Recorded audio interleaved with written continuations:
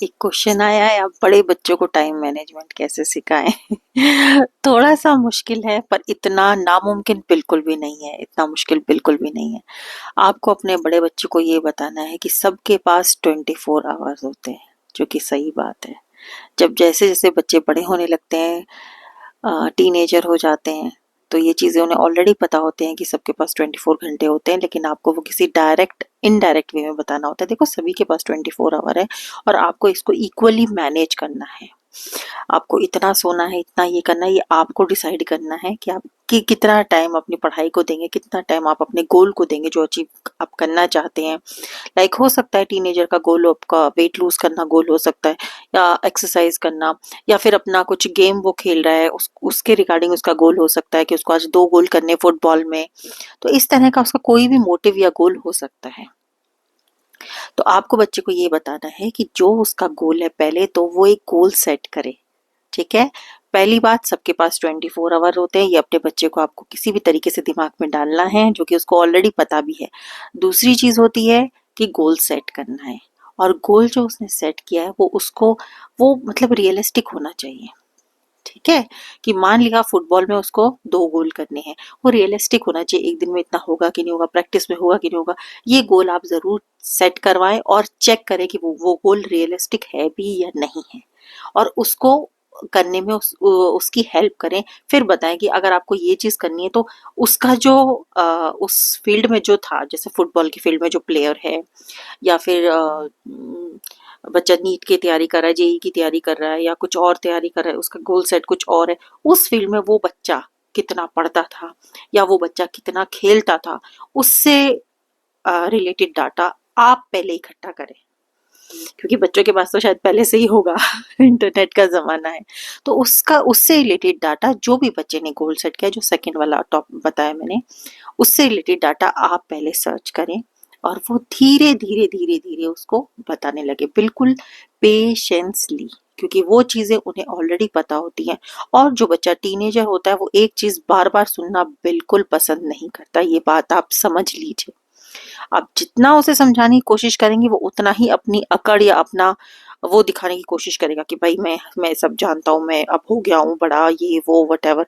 तो ये सारी चीजें बहुत ही नॉर्मल हैं। पेरेंट्स इन चीज को लेके परेशान बिल्कुल भी नहीं हो। अगर बच्चा ऐसे रिएक्ट करता है तो वो एक नॉर्मल रिएक्शन है। उसके सामने बार बार वो चीज ना बोलें, बार बार उसका गोल रिपीट ना करें, एक बार उसे याद दिलवा दें, और उस एक बाउंड्री सेट करें। बाउंड्री सेट करें। अगर आपको लगता है कि वो बहुत मिसबिहेव कर रहा है, या फिर वो बहुत वैसी लैंग्वेज यूज कर रहा है, तो एक बाउंड्री सेट करें और आप उसको तुरंत बोलें कि ये चीज गलत है। जो भी उसने वर्ड यूज किया, या फिर जो उसने कुछ ऐसी चीज कही, आप उसको बोलें कि वो वर्ड गलत है। भले ही वो वर्ड बाहर बाहर बहुत कॉमन होगा, आपके फ्रेंड सर्कल में कॉमन होगा, लेकिन वो इस हमारा जो ये घर है बेटा, हमारा बोलना है आपको। इसमें मैं और आपके पापा नहीं पसंद करते हैं, और भी आपकी फैमिली में इन लॉज भी हो सकते हैं, तो ये हमारी बाउंड्री से बाहर है ये वर्ड। तो आप इस वर्ड को यूज नहीं करें, और आपने अपनी मम्मी के लिए जो वर्ड यूज किया है, या जो पर्टिकुलर चीजें, आप उसको लेके एक ही बार बोले। उसको एक चीज को लेके लेक्चर बिल्कुल भी ना दें। टीनेजर बच्चा बिल्कुल लेक्चर सुनना नहीं चाहता है। आप उसको एक बार बोलें कि जो वर्ड यूज किया आपने मदर के लिए, जो सेंटेंस यूज किया वो अच्छा नहीं था, वो आपको अच्छा नहीं लगा। उसके बाद आप वेट करें, पेशेंस रखें। अगर बच्चा बार बार ऐसा करता है, आप उसको बार बार बोलें कि नहीं, आपने उस दिन भी ऐसा किया था, दैट इज रॉन्ग। आपको कुछ बाउंड्रीज अपनी बनानी पड़ेगी, और आपको ये बताना पड़ेगा अपने टीनेजर बच्चे को, ये समझाना पड़ेगा कि रिस्पेक्ट मस्ट। सब कुछ हो रहा है, सब कुछ आप जो बोल रहे हैं ठीक है, हम सुन रहे हैं, कर रहे हैं, लेकिन एक रिस्पेक्ट और एक दायरा होना ही चाहिए। तो पेरेंट्स एक तो पहली बात जो बड़ी मिस्टेक करते हैं कि वो लेक्चर देने लग जाते हैं, प्लीज वो बिल्कुल भी ना दे। गोल से रिलेटेड जो भी बच्चे का फुटबॉल का है या किसी भी चीज का गोल है, उसके रिगार्डिंग पूरी नॉलेज पहले खुद कलेक्ट करें। ठीक है। और एक बाउंड्री सेट करें। पढ़ने के लिए भी 24 घंटे हैं, खेलने के लिए भी 24 आवर है, उनमें से कितना घंटा क्या करना है, पर्टिकुलर डिसिप्लिन बच्चे से बनवाएं कि बच्चा कितना करना चाहता है, और छोटे छोटे गोल सेट करें। ऐसा कोई भी गोल सेट ना करें जो बच्चे के लिए डिफिकल्ट हो और जो आपके लिए भी डिफिकल्ट हो जाए। बच्चे के आ, बच्चे का जो मेंटल प्रेशर चल रहा है, या वो गोल नहीं कर पाया, बाई चांस की बात है, उसको 2 गोल करने हैं, फुटबॉल की बात ले लेते हैं, और वो नहीं कर पाया या उसका जरा सा मिस हो गया, उसका पूरा वो आके आपके सामने शेयर कर रहा है। कई बार बच्चा शेयर नहीं करता, इस केस में उसको कोशिश करें कि बेटा प्लीज आप हमारे साथ चीजें शेयर करो, कोई बात नहीं, नहीं हुआ तो क्या हुआ। उसको मेंटल सपोर्ट चाहिए। अगर मेंटल सपोर्ट मिलेगी, अगर आप उसको जज नहीं करेंगे, तो वो आपके पास आके वो चीज शेयर करेगा। अगर आप ये बोलोगे फलाने ने तो 2 गेम कर दिए, 2 गोल कर दिए, या उसके इतने नंबर आ गए, आप जज करोगे उसके सामने बच्चे को, तो वो अपनी फीलिंग नहीं बताएगा। जैसे जैसे बच्चा फ्रेंड्स बड़ा होने लगता है, उसके साथ 2 तरह की चीजें होने लगती हैं। एक रियल वर्ल्ड होता है और एक उसका इनर वर्ल्ड होता है। इनर वर्ल्ड वो अपना बनाता है, इनर वर्ल्ड वो अपना बनाता है जिसमें वो अ, जिन लोगों से मिला है या जो उसकी मेमोरीज है, उसके अकॉर्डिंग वो अपनी एक धारणा बनाने लगता है। गलत सही की धारणा जो होती है वो उसकी बनने लगती है। इसलिए कहते हैं कि वो टीनेजर हो गया। तो वो उसका इनर है, हो सकता है वो आपके साथ बहुत अच्छे से बात करे, बहुत अच्छे से बिहेव करे, लेकिन उसके अंदर एक धारणा बन गई कि हाँ मेरे चाचा जी ऐसे हैं, मेरी बुआ ऐसी है। वो एक उसके अंदर है, वो सामने सामने रिस्पेक्ट कर रहा है, लेकिन अंदर बन गया कि हाँ इसने मेरी मम्मी के साथ ऐसा किया, ये मेरी ऐसी, मतलब उसका एक अलग वर्ल्ड है, आपके साथ एक अलग दुनिया है, और अपना एक अलग जो उसने अपने एक्सपीरियंस से देखा समझा है घर में, वो उसके अकॉर्डिंग उसने अपना एक अंदर एक वर्ल्ड बना लिया है फ्रेंड्स। तो कोशिश ये करें उसके इनर वर्ल्ड तक पहुंचने के लिए। अगर वो गलत है किसी पीछे, जैसे बुआ जी को लेके गलत है या चाचा जी को लेके गलत धारणा बन गई है, तो ये आपको कैसे पता चलेगा? जब आप इनर वर्ल्ड में जाओगे तभी पता चलेगा ना।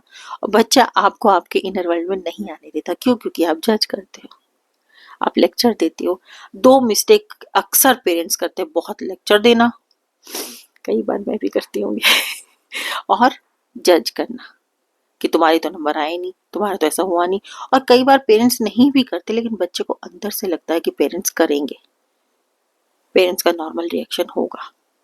जैसे कई बार क्या होता है कि हस्बैंड से नुकसान हो जाता है या वाइफ से नुकसान हो जाता है, हस्बैंड थोड़ा सा बोल देते हैं यार ये नुकसान हो गया, ऐसे हो गया, नॉर्मल हो जाता है ये चीजें। तो ऐसे ही बच्चा भी ये पहले से ही सोच लेता है, आप चाहे जज करो चाहे ना करो, बच्चे के दिमाग में भी आ जाता है यार यार अब की बार नंबर कम आए हैं, या अब की बार फुटबॉल में ये चीज हुई है, या मेरी ये सिली मिस्टेक हो गई फुटबॉल में, या मैं खेलने नहीं गया, या मैंने जूते दूसरे पहन लिए, ये इस वजह से ये हुआ, पेरेंट्स तो बोलेंगे मेरी गलती थी। तो पहले से ही बच्चा सोच लेता है कि ऐसा होगा, और इस डर से भी वो आपको चीजें नहीं बताता, आपको वो अपने इनर वर्ल्ड में नहीं लाना चाहता। तो ये चीजें ध्यान रखिए और बहुत ही पेशेंसली अपने टीनेजर बच्चे के साथ पेश आइए।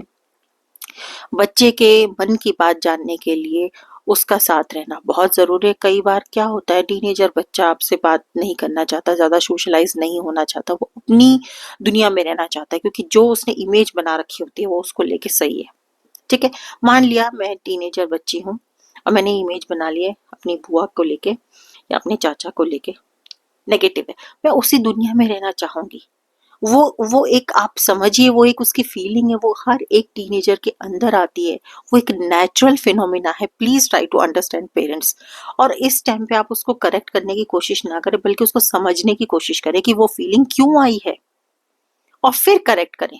पहले ये रीजन जानिए कि वो फीलिंग क्यों आई है। मम्मी को लेके फीलिंग आ गई है, या फादर को लेके फीलिंग आ गई। कई बार फादर गुस्से में पेरेंट्स को कुछ भी कह देते हैं, सॉरी बच्चे को कह देते हैं, या फिर वाइफ को कह देते हैं इतने पैसे लग रहे हैं, या इतना ऐसा हो रहा है, इतना इलेक्ट्रिसिटी का बिल आ रहा है, नॉर्मली भी बोल देते हैं, और बच्चा उस चीज को थोड़ा सा अलग वे में ले लेता है और अपना अलग सोचने लग जाता है।